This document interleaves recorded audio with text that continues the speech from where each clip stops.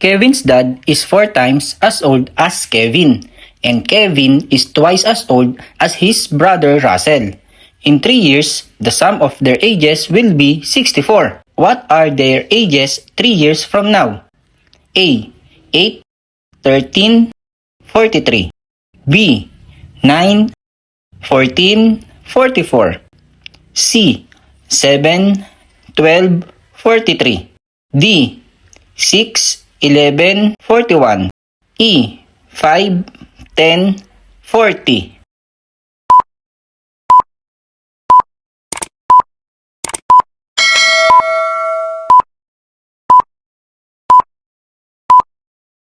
Welcome back mga ka-review! Tara, umpisahan na nating sagutan ang math problems dito sa Learn with Els Review channel.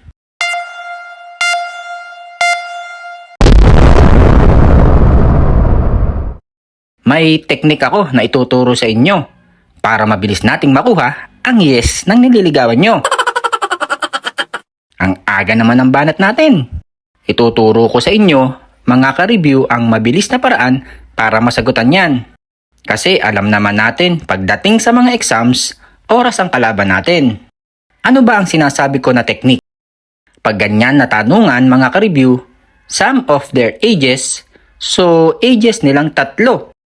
Sa choices na agad kayo tumingin, i-add nyo sila. Kung alin sa mga choices ang may sum na 64, yun ang sagot. Ito yung mga sagot pag isinam natin itong mga choices. So alin ba dyan ang may 64 kapag ini-add silang 3? Itong si A. Kaya ang sagot dito ay A. Pero ituturo ko din kung paano sagutan yan in mathematical way. Kasi kung ang sum lahat ng nasa choices ay 64, hindi na natin alam kung ano ang isasagot natin, di ba? Ang problem ay now at 3 years from now. So lagay natin ay now, then dito ay 3 years from now. Ano ba ang hinahanap sa problem? Yung ages nilang 3 years from now. Lagay natin dito age ni Russell, age ni Kevin, at age ng dad nila. Kevin's dad daw ay 4 times as old as Kevin. At si Kevin naman ay 2 times as old as his brother Russell. Let X ang age ni Russell. Si Kevin naman nga daw ay twice ng age ni Russell. Let 2X age ni Kevin. Ang dad naman nila ay 4 times ng age ni Kevin. 4 times itong age ni Kevin na 2X. Yan yung mga ages nila now. Pero according sa problem, ages nila 3 years from now. Kaya from ages nila from now, add tayo ng 3. Age ni Russell ay X plus 3. Then age ni Kevin, 2X plus 3. Tapos age ng dad nila ay 4 multiplied by 2X plus 3. From these ages, mabubuo na natin ang equation which is X plus 3 plus 2X plus 3 plus 4 times 2X plus 3 equals yung sum ng ages nila na 64. Simplify lang natin. Itong 4 times 2x gawin na natin na 8x. Add na natin. Unahin natin ang mga x's. X plus 2x plus 8x is 11x. Plus itong 3 plus 3 plus 3 is 9 equals 64. Ilipat natin si 9 dito sa kabila.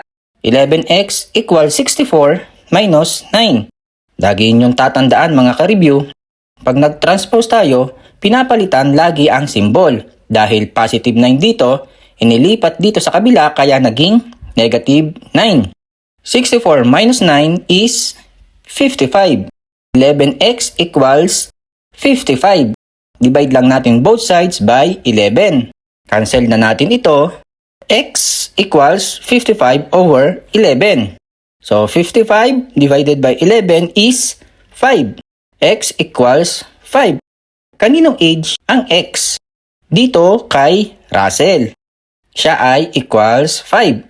Si Kevin naman ay 2X. So, 2 times 5. 2 times 5 is 10. Dad naman nila ay 4 times ng age ni Kevin. 4 times 10 is 40. Yan yung ages nila now. Ang hinahanap natin ay ages nila 3 years from now. Kaya itong mga ages nila now, add lang tayo ng 3.